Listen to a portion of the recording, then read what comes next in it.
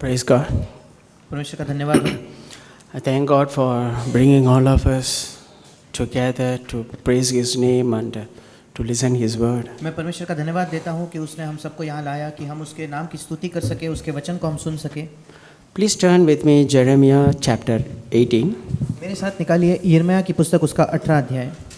Jeremiah chapter 18, यिर्मयाह की पुस्तक उसका 18 अध्याय, verse 1 to 6. उसके पहले 6 वचन।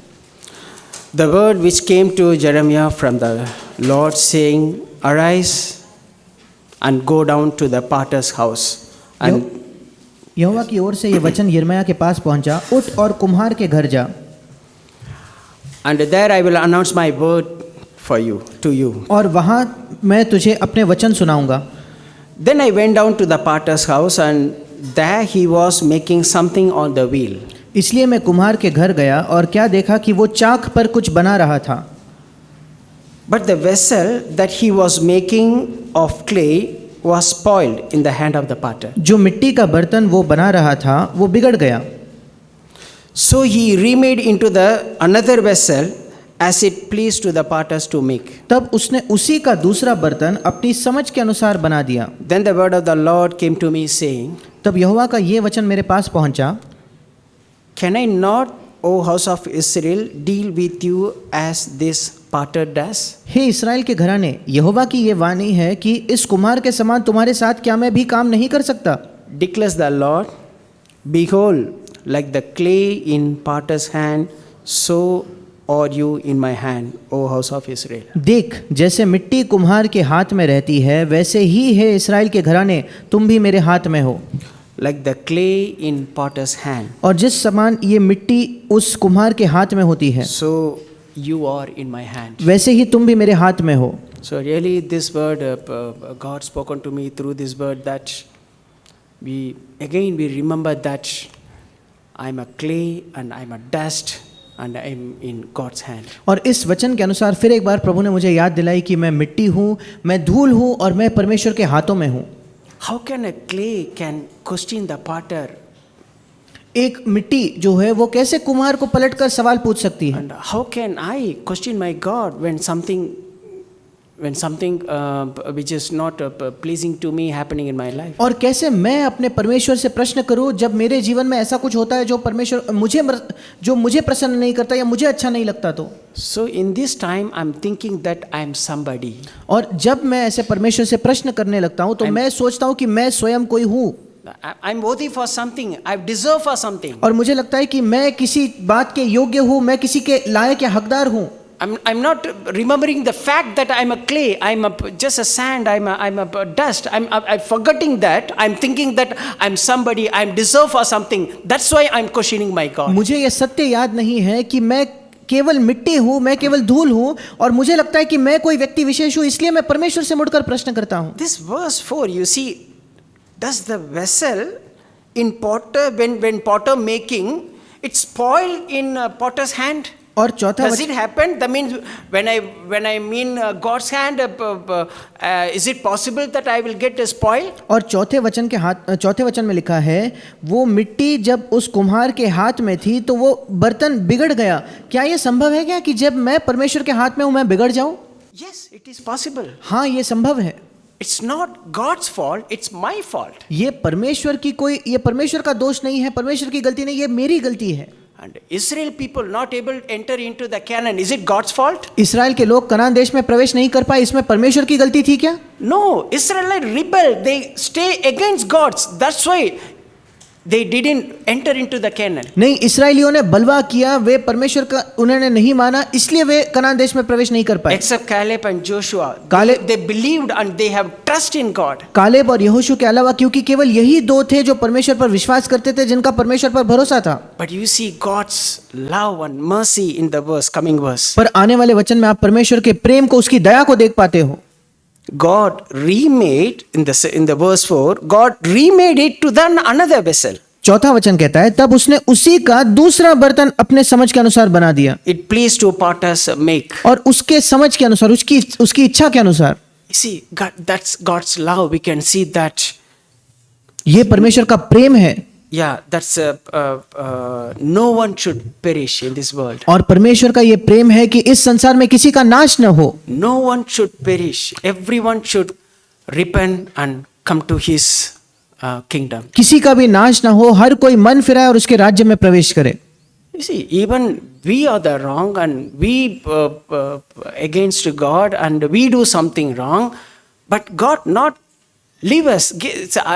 That's a promise that I will not leave you, not forsake you. हम गलत होते हैं, हम गलती करते हैं, हम परमेश्वर के खिलाफ विरोध करते हैं, पर परमेश्वर का ये वायदा है कि मैं तुझे कभी ना छोड़ूंगा, कभी ना त्यागूंगा। So it's God, it's my Father's love that even I go in the way of I'm going astray, but God do something and God is trying to make me to repent and come back to His place. That is what we see, that the potter is trying to make this to another vessel. और ये परमेश्वर का प्रेम है कि जब मैं उसके खिलाफ विद्रोह करके बलवा करके दूसरे गलत मार्ग पर जाता हूं, फिर भी परमेश्वर मुझे रोक कर सही मार्ग पर लाना चाहता है। वही हम इस वचन में देखते हैं कि जब वो मिट्टी का बर्तन बिगड़ गया तो कुम्हार ने दूसरा एक बर्तन बनाने की कोशिश की।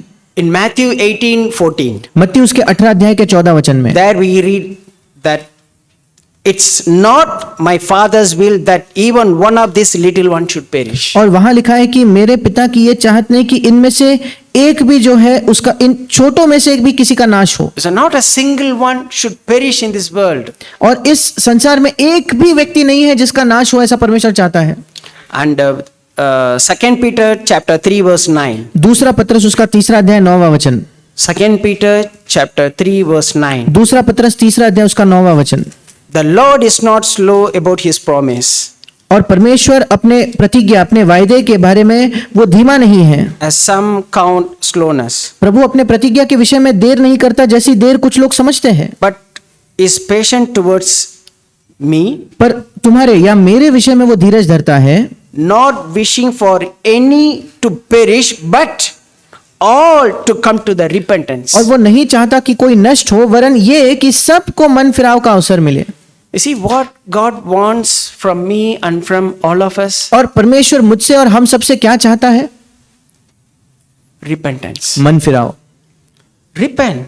मन फिराना। Where we are grieving our God, where we are displeasing our God, where we are not in the perfect will of God, then God says repent. जहां हम अपने परमेश्वर की इच्छा में नहीं है, जहां हम अपने परमेश्वर को प्रसन्न नहीं कर रहे, जहां हम परमेश्वर के सिद्ध इच्छा में नहीं है, वहां हमें मन फिराने की आवश्यकता है। See, it's my Father's love, it's Father's will that no one should perish. ये मेरे पिता का प्रेम है, ये मेरे पिता की इच्छा है कि किसी का नाश न हो, And everyone should repent and come back to His glory. और हर कोई मन फिरा के फिर एक बार उसके महिमा में आ जाए। So it's then we can read go back to the chapter Jeremiah chapter 18. और अगर हम फिर एक बार यिर्मयाह उसके 18 अध्याय में मुड़े तो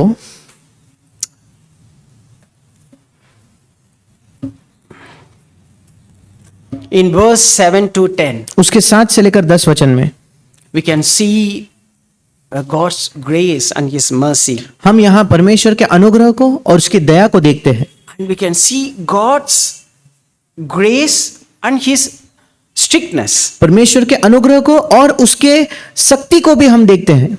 You see, that's the glory of God. ये परमेश्वर की महिमा है। The glory of God is mercy, compassionate, love and the strictness. परमेश्वर की महिमा क्या है? उसकी दया, उसका प्रेम, उसका अनुग्रह और उसके साथ साथ उसकी कठोरता या उसकी शक्ति। We can read this in John 1:14. हम इसी को यूहन्ना उसके पहले अध्याय के 14 वचन में पढ़ते हैं। In John 1:14 we read that and the word became flesh. यूहन्ना 1:14 कहता है कि वचन देहधारी हुआ। That means Christ came into this world in flesh. इसका मतलब मसीह इस संसार में देहधारी, एक देह लेकर आया and dwelt among us. और वो हमारे बीच में रहा, उसने हमारे बीच में डेरा किया। And we saw His glory. और हमने उसकी ऐसी महिमा देखी। The glory as of the only begotten from the Father, full of grace and truth. जैसी पिता के इकलौते की महिमा, अनुग्रह और सच्चाई से परिपूर्ण होकर। See, we forgot the one portion. We always try to see the God's mercy, God's grace, God's favor, and God's compassion. और We हम think that this is God's love, but there is another part. That's His strictness, His truth, and His discipline. That together is God's glory. और कई बार हम परमेश्वर के एक हिस्से को, उसके चरित्र के एक हिस्से को नजरअंदाज कर देते हैं। हम उसकी दया को, उसके तरस को, उसके प्रेम को, उसकी कृपा दृष्टि को देखते हैं और समझते हैं केवल यही परमेश्वर का चरित्र है, पर हम उसी समय उसके दूसरे चरित्र को नहीं देखते कि वो जो उसकी सच्चाई है, उसका जो उसकी ताड़ना जो है, उसकी जो सख्ती या कठोरता है, उसे हम नहीं देखते। ये दोनों चीजें जब मिलती हैं तभी हम परमेश्वर की महिमा को देख पाते हैं। How can I question God when something suffering or trials or pains or sickness come to invest? Then how can I question God? कैसे मैं परमेश्वर का पर प्रश्न उठा सकता हूं जब कोई बीमारी आती है, कोई पीड़ा में से मैं जाता हूं, कोई कठिन परिस्थिति में से मैं गुजरता हूं, कैसे मैं परमेश्वर पर प्रश्न उठाऊं? Because God allowed it for some purpose. परमेश्वर ने किसी उद्देश्य के लिए उसकी अनुमति दी हमारे जीवन में। It may be His truth and His strictness, because God sees us in some area I'm not pleasing to Him, in some area I am so proud. So that's why God allowed this for me to go to God and ask God, Lord, I don't know why this is happening in my life. Lord, show me where I am proud, where I am grieving you, Lord. Show me, give me light, Lord. Then God show me, then God help me to repent and come back to His place. और हो सकता है जब परमेश्वर किसी समस्या को मेरे जीवन में आने देता है तो ये उसकी शक्ति है, उसकी सच्चाई है, क्योंकि वो देखता है किसी क्षेत्र में मेरे जीवन में मैं बहुत घमंडी हूं। इसलिए जब मैं किसी बीमारी में से जा रहा हूं, किसी कठिन परिस्थिति में से जा रहा हूं, मुझे परमेश्वर के पास जाकर पूछने की जरूरत है, प्रभु कहां मैं गलत कर रहा हूं, कहां मैं तुझे अप्रसन्न कर रहा हूं। फिर प्रभु जब मुझे दिखाएगा, वो मेरी सहायता करेगा मन फिराने के लिए और उसके पास आने के लिए। Never doubt God's love. कभी भी परमेश्वर के प्रेम पर संदेह ना करें। His Father given His only begotten Son Jesus Christ for us in this world, and Christ died for us on the cross. क्योंकि पिता ने अपने इकलौते पुत्र यीशु मसीह को हमारे लिए इस पृथ्वी में, उस संसार में भेजा और यीशु उस क्रूस पर हमारे लिए मरा। And God demonstrated in every way His love. He's demonstrated His love towards us. और परमेश्वर ने हर एक संभव तरीके से उसका जो हमारे लिए प्रेम है, उस प्रेम को उसने प्रकट या प्रदर्शित किया है। Then I should have a confidence and in God's love, that whatever happening in my life, that I have a Father in heaven who permit this in my life out of His love. फिर मेरे अंदर प्रभु पर एक ऐसा हियाव होना चाहिए, भरोसा होना चाहिए कि जो भी परमेश्वर मेरे जीवन में होने की अनुमति देता है, वो उसके प्रेम के वजह से ही वो किसी परिस्थिति को मेरे जीवन में आने देता है। Okay, we back to the verse 7. फिर एक बार हम निकालेंगे यिर्मयाह उसका 7वां वचन। At one moment I might speak concerning a nation or concerning a kingdom to uproot, to pull down or to destroy it. और वहां लिखा है कि जब मैं किसी जाति या राज्य के विषय कहूं कि उसे उखाड़ूंगा या ढा दूंगा अथवा नष्ट करूंगा, तो If that nation against which I have spoken turns from its evil. तब यदि उस जाति के लोग जिसके विषय में मैंने ये बात कही हो अपनी बुराई से फिरे, तो That means the people repent from their the evil ways. इसका मतलब लोग अपने दुष्ट मार्गों से मन फिराए, तो I will relent concerning the calamity that plan to bring on it. तो मैं उस विपत्ति के विषय जो मैंने उन पर डालने की ठानी हो पछताऊंगा। Or at another moment I might speak concerning a nation or concerning a kingdom to build up and to plan it. और जब मैं किसी जाति या राज्य के विषय में कहूं कि मैं उसे बनाऊंगा और रोपूंगा, If it does evil in my sight, तब यदि वे उस काम को करे जो मेरी दृष्टि में बुरा हो, by not obeying my voice, और मेरी बात न माने, then I will think better of the good which I have promised to bless it. तो मैं उस भलाई के विषय जिसे मैंने उनके लिए करने को कहा हो पछताऊंगा या मैं वो नहीं करूंगा। You see, in the both scenario, God's telling two different things. और यहाँ परमेश्वर दो अलग अलग परिस्थितियों को कह रहा है, बयां करके कुछ कह रहा है। Is ultimately God wants from us आखिरकार परमेश्वर हमसे क्या चाहता है? repentance. मन फिराओ। Whether if God says that something I will do, because God sees us something is not our ways is not pleasing to God, जब परमेश्वर कहता है कि मैं तुम्हारे लिए कुछ करूंगा और अगर हमारे मार्ग उसे प्रसन्न करने वाले न हो तो the God says, repent, then God will bless us. परमेश्वर कहता है मन फिराओ, तब ही परमेश्वर हमें आशीष देगा। Okay. And in verse 11, so that in verse 11, और 11वां वचन, God expecting repentance from verse 11. और 11वां वचन से हम देखते हैं परमेश्वर हमसे मन फिराव की अपेक्षा करता है। So now then speak to the men of Judah and against the inhabitants of Jerusalem, saying, इसलिए अब तू यहूदा और यरूशलेम के निवासियों से ये कहे, Thus says the Lord, behold, I am fashioning calamities against you and devising a plan against you. Oh, turn back. That means is again repent. यहोवा ये कहता है, देखो मैं तुम्हारी हानि की युक्ति और तुम्हारे विरोध प्रबंध कर रहा हूं, इसलिए तुम अपने अपने बुरे मार्गों से फिरो। इसका मतलब मन फिराओ। Each of you from your evil ways and reform your ways and your deeds. इसलिए तुम अपने अपने बुरे मार्ग से फिरो और अपना अपना चाल चलन और अपने काम सुधारो। So when God sees that something is not pleasing to him in our life, और जब परमेश्वर देखता है कि हमारे जीवन में परमेश्वर को कुछ प्रसन्न न करने वाला हो तो God never leave it us alone. Okay, whatever you do. God never leave it alone. परमेश्वर कभी हमें ऐसे ही नहीं छोड़ देगा, चलो तुम्हें जो करना है वो करो। परमेश्वर कभी हमें ऐसा अकेला नहीं छोड़ता। That means if God does, that means he is not my father. अगर परमेश्वर हमें ऐसे ही छोड़ दे कि मैं जो चाहे वो करूं, फिर वो मेरा पिता नहीं है। You see, if my neighbor children, if do something their ways is not correct, अगर I'm मेरे not going to correct them because they are not my children. अगर मेरे पड़ोसी के बच्चे कुछ ऐसे करे जो सही नहीं है तो मैं जाकर उन्हें डांटता या सुधारता नहीं। क्यों? क्योंकि वे मेरे बच्चे नहीं हैं। If my children go, I see that they are going astray, then I will correct them because I am their father and they are my children. अगर मैं अपने बच्चों को देखूं कि वे कुछ गलत कर रहे हैं, तब मैं जाकर उन्हें डांटता हूं। क्यों? क्योंकि वे मेरे बच्चे हैं, मैं उनका पिता हूं। That's why God allows sometime difficult times in our life. Sometimes the suffering may not be always a physical suffering. इसी वजह से कभी कभी परमेश्वर हमारे जीवन में किसी कठिन परिस्थिति को आने की अनुमति देता है। और कई बार जो कठिनाई होती है, हमारे जीवन की समस्या होती है, वो शारीरिक समस्या केवल नहीं होती। Sometimes the suffering in our the fight against Satan. और कई बार हमारी जो पीड़ा है वो शैतान के खिलाफ एक लड़ाई होती है। Because there is no fight with the flesh and blood. For क्योंकि us. हमारे जो लड़ाई है वो लहू और मांस के साथ नहीं होती। And please turn with me 2 Timothy chapter 2. मेरे साथ निकालिए दूसरा तीमुथियुस उसका दूसरा अध्याय। 2 Timothy chapter 2 दूसरा तीमुथियुस उसका दूसरा अध्याय verse 20-21. उसका 20 और 21 वचन। Now in a large house there are not only gold and silver vessels, but also vessels of wood and earthenware, and some to honor and some to dishonor. बड़े घर में न केवल सोने चांदी ही के, पर काठ और मिट्टी के बर्तन भी होते हैं, कोई कोई आदर और कोई कोई अनादर के लिए। Therefore, if anyone cleanse himself, यदि कोई अपने आप को इनसे शुद्ध करेगा तो, if anyone cleanses himself, इसका मतलब कोई भी अपने आप को अगर शुद्ध करेगा तो, you see, cleanses from what? किससे शुद्ध करेगा?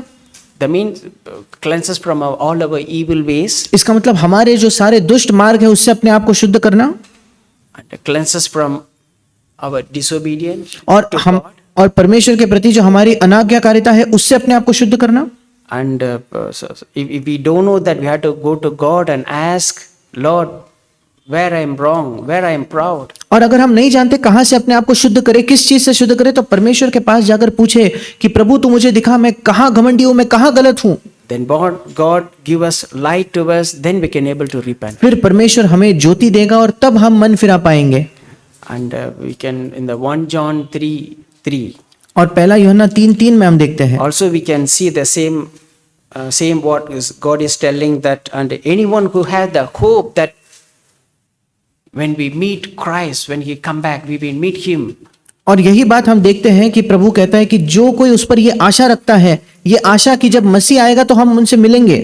And he purify himself as he is pure. वो अपने आप को वैसा ही पवित्र करता है जैसा वो पवित्र है। So this is what God is expecting from us. और यही परमेश्वर हमसे अपेक्षा रखता है। See, God cleanse all our past sins. परमेश्वर हमारे सारे अतीत के पापों से हमें शुद्ध करता है। So I have to do my part. फिर मुझे अपना हिस्सा, अपना काम करना है So in my day-to-day life, मेरे दिन प्रतिदिन के जीवन में। that's why God gives His Holy Spirit to us. इसीलिए परमेश्वर हमें अपने पवित्र आत्मा को देता है। I mean, I have to repent. इसका मतलब मुझे मन फिराना I है, have to judge myself. मुझे अपने आप का न्याय करना है, I have to cleanse myself मुझे अपने आप को शुद्ध करना with the है help of the Holy Spirit. परमेश्वर के पवित्र आत्मा के सामर्थ्य की सहायता से। This is the way a Christian life. और मसीह जीवन का यही मार्ग है। And okay, back to this 2 Timothy 2:21. फिर एक बार निकालेंगे दूसरा तिमुथियुस दूसरा अध्याय 21 वचन। Okay, if anyone cleanses himself, यदि कोई अपने आप को शुद्ध करेगा तो okay, from these things, इन चीजों से, that only that person तो केवल वही व्यक्ति will be a vessel of honor, तब वो आदर का बर्तन बनेगा sanctified, और पवित्र ठहरेगा useful to the master, और स्वामी के काम आएगा and prepared for every good work. और हर भले काम के लिए तैयार होगा। See, God wants to make us, everyone, to the vessel, to useful for Him. और परमेश्वर हम में से हर एक को एक ऐसा बर्तन बनाना चाहता है जो उसके लिए उपयोगी हो। Make it as a prayer. और ये हमारी प्रार्थना होने दे। Lord, you mold me, Lord, and make me, Lord, as a vessel. प्रभु तू मुझे इस तरीके से बना, एक ढांचे में तू डाल और मुझे एक ऐसा बर्तन बना प्रभु, A honor vessel, कि मैं आदर का एक a बर्तन बनूं, sanctified vessel, एक पवित्र बर्तन बनूं and useful to my God, और मेरे परमेश्वर के मैं काम आऊं and prepared for every good works. और हर एक भले काम के लिए मैं तैयार रहूं। This happen only go through all the trials and all the sufferings. ये केवल तभी होगा जब हम कठिनाइयों से और परीक्षाओं में से होकर गुजरेंगे। This is what the clay become a beautiful vessel in potter's hand. और यही बात है जब बर्तन कुम्हार के हाथ में एक सुंदर बर्तन बन जाता है। If the clay not submit itself to the potter's hand, अगर बर्तन अपने आप को कुम्हार के हाथ, अगर मिट्टी अपने आप को कुम्हार के हाथ में न सौंपेगी तो potter cannot do anything. फिर कुम्हार कुछ नहीं कर सकता। But if the clay submit itself to the potter's hand, पर अगर वो जो मिट्टी है वो अपने आप को कुम्हार के हाथ में समर्पित कर दे, उसके अधीन हो जाए तो I don't know whether you know the process of making the vessel in clay in potter's hand. मैं नहीं जानता कि कहीं आप वो प्रक्रिया जानते हो क्या, कि वो कुम्हार के हाथ में मिट्टी से कैसे बर्तन बनाया जाता है। You see, that should be our process also in our God's hand. और हमारी भी यही प्रक्रिया होनी चाहिए कि हम परमेश्वर के हाथों में वैसे ही होने चाहिए। You see, I mean the first step, they are collecting the very hard type of clay and they make it soft. और सबसे पहला कदम क्या होता है, वे जो कठोर मिट्टी है उसे लेकर फिर उसे बहुत ही नरम ऐसी मिट्टी बनाते हैं। Sometimes they step on it. कभी कभी उसे तोड़ना पड़ता है। Okay, and then they remove all the impurities. और फिर उसमें से सारी अशुद्धताओं को निकाला जाता है। And they make it like a dough. और फिर उससे उसे आटे के समान मानो बनाया जाता है। Okay, and then they put it on the wheel and spin it. और फिर उस चक्के पे रख के उसे घुमाया जाता है। Sometimes our life thinking, oh, like a spinning. You imagine like our life sometimes like a spinning on the wheel. और कभी कभी हम भी अपने जीवन को देखकर कहते हैं कि मेरे मानो मैं गोल गोल गोल गोल घूमते जा रहा हूँ, उस चक्के पर मैं घूम रहा हूँ। After spinning stop, we thought, oh my God, is everything come to the end? Now my life is free. और जब हम वो घूमने से प्रक्रिया से बाहर आते हैं फिर हमें लगता है, हे मेरे परमेश्वर, चलो मैं बच गया, मैं छूट गया, अब मैं आजाद हूँ। Okay, now I come to a shape. After spinning, I become a shape. और जब उस चक्के पर मैं घुमाया जाता हूँ उसके बाद मुझे एक आकार मिलता है। After that only the important part will happen. पर उस आकार देने के बाद महत्वपूर्ण हिस्सा अब भी बच गया है। Put it in the fire. फिर उसे अग्नि में डाल दिया जाता है। Then only I am become a beautiful vessel, a strengthened vessel, and the beautiful vessel for useful for my Father. उसके बाद ही मैं एक सुंदर बर्तन या सुंदर घड़ा बनता हूँ, बलवंत घड़ा बनता हूँ, जो मेरे पिता मेरे परमेश्वर के मैं काम आऊं या उपयोगी बनूं। If I am not submitting to God all this process, अगर मैं अपने आप को इन सब प्रक्रियाओं में से परमेश्वर के हाथ में न सौंपूं तो I will be clay forever in my life. मैं अपने जीवन भर के लिए मिट्टी ही बनकर रहूंगा। if I submit to God for all these steps, then I will be a useful vessel and a honor vessel and a blessed and sanctified vessel and a useful vessel in my God's hand. और मैं अगर इन सब स्तरों में अपने परमेश्वर के अधीन हो जाऊं, तब मैं एक शुद्ध बर्तन बनूंगा, एक आदर का बर्तन बनूंगा, अपने परमेश्वर के हाथ में उपयोगी ऐसा बर्तन बनूंगा। Okay, let's quickly go through all these steps. और आइए बहुत जल्दी से इन सारे कदमों में से हम देखेंगे। Okay, first is God. What happened? God make us our hard heart state to the soft heart state. हमारे जीवन में भी सबसे पहले परमेश्वर हमारे कठोर हृदय की अवस्था से हमें एक नरम हृदय की अवस्था में लाता है। And Ezekiel chapter 11 verse 19. यहेजकेल उसका 11वां अध्याय उसका 19 वचन। Ezekiel chapter 11 verse 19. यहेजकेल उसका 11वां अध्याय 19 वचन। And I will give them one heart मैं उनका हृदय एक कर दूंगा, and put a new spirit within them. उनके भीतर नई आत्मा उत्पन्न करूंगा, And I will take the heart of stone and hard heart और उनकी देह में से पत्थर का सा हृदय निकाल दूंगा out of their flesh and heart and out of their flesh and give them the heart of flesh. और उन्हें मांस का हृदय दूंगा। Is who's the Holy Spirit will do His work in our life. ये कौन करेगा? पवित्र आत्मा हमारे जीवन में अपने कार्य को पूरा करेगा। Is I will put a new spirit within them, not upon them. Within. That means a Holy Spirit come within us and living within us, and God what the Holy Spirit will make us our hard-hearted state, and Holy Spirit give us a soft heart state. और ऐसा लिखा है कि मैं उनके भीतर नई आत्मा उत्पन्न करूंगा, उन पर नई आत्मा आएगी, ऐसे नहीं, उनके अंदर एक नई आत्मा, मतलब पवित्र आत्मा हमारे अंदर आएगा, और फिर वो क्या करेगा? हमारा पत्थर सा हृदय निकालकर हमें एक मांस का हृदय देगा। And I should not rebel. I see every process. If I rebel, then God cannot. Our God is not the person to force us. और इस संपूर्ण प्रक्रिया में मुझे क्या करना है? मुझे बलवा नहीं करना है। क्यों? क्योंकि हमारा परमेश्वर एक ऐसा परमेश्वर नहीं जो हम पर जोर जबरदस्ती करे। So our God is a gentle God. हमारा परमेश्वर एक कोमल परमेश्वर है। If I submit, then God is working in my life and God make me a beautiful vessel. अगर मैं अधीन हो जाऊं तो परमेश्वर मेरे जीवन में काम कर रहा है और वो मुझे एक सुंदर, एक ऐसा अच्छा बर्तन बनाएगा। And the removing impurities from the clay. और जब हम देखते हैं कि अगली चीज कुम्हार क्या करता है, उस मिट्टी में से वो अशुद्धताओं को निकालता है। Through trials and through some kind of sufferings, God is doing? God is removing all the impurities. और परीक्षाओं के द्वारा, कुछ कठिन परिस्थितियों के द्वारा परमेश्वर क्या कर रहा है? हमारे में से अशुद्धताओं को वो निकाल रहा है। Then only easy for God to give us a shape. उसके बाद ही परमेश्वर के लिए आसान होगा हमें एक आकार देना। The shape is come to an image of Christ. और वो आकार क्या है? कि हम मसीह के स्वरूप में बदल जाए। Okay, so we can read this in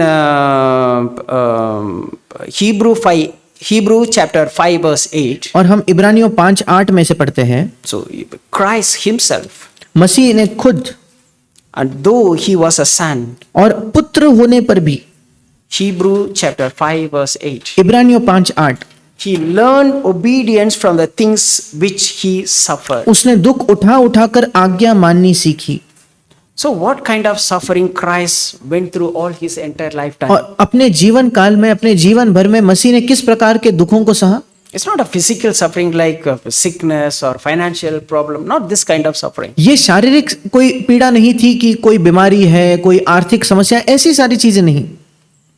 His suffering was inward. उसका जो पीड़ा, उसका दुख उठाना वो अंदरूनी था। That means in every moment he is denying his self will and do Father's will. इसका मतलब हर एक क्षण में वो अपनी इच्छा का इनकार करता है और पिता की इच्छा पूरी करता है। And always he is saying no to his self ambition, self will, self desire, and whatever the Holy Spirit is telling, say yes to God's will. और हमेशा वो अपनी इच्छा को, अपनी महत्वाकांक्षा को, उसकी जो चाहत है उसे नहीं कहता है और अपने पिता की इच्छा को हाँ कहता है। It is a suffering. ये पीड़ा है, दुख है।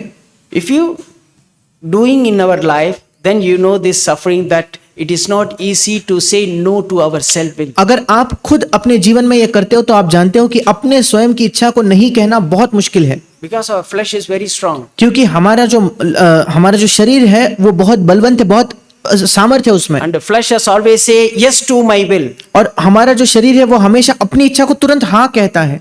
So that is why it is a suffering. I have to say no to my self will and say yes to my Father's will.